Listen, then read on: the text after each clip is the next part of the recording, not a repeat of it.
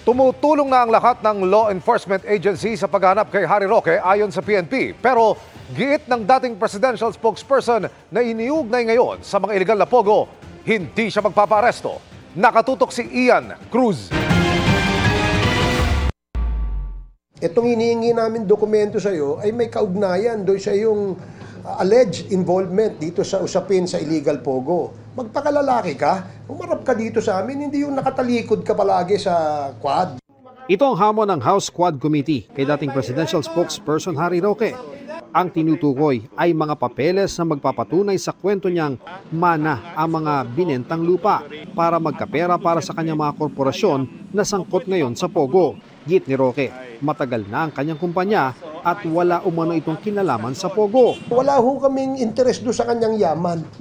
Ang aming interest is kung ano yung link ng Biancham Corporation at yung PH2 Corporation na siyang may-ari doon sa Lucky South 99. Paliwanag mo sa amin kung bakit tumaas ang value, ang net worth ng iyong korporasyon.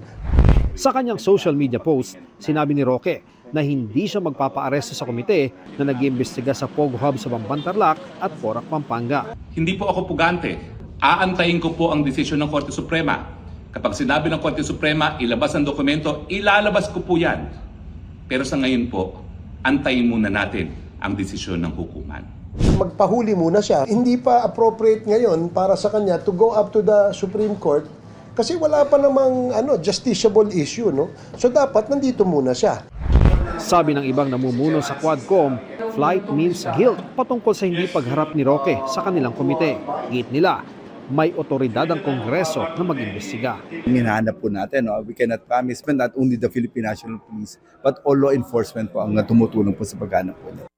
Wala pa kami info kung haharap siya, but I know that he's still in the country. Meron namang lookout bulletin sa kanya.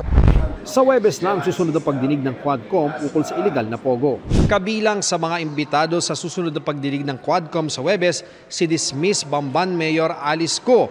Nagpadala na raw ng liham ang Quadcom sa Valenzuela RTC at hinihintay na ng mga mamabatas ang abiso kung makakadalo sa pagdinig ang dating alkalde. Para sa GMA Integrated News, Ian Cruz, nakatutok, 24 Oras.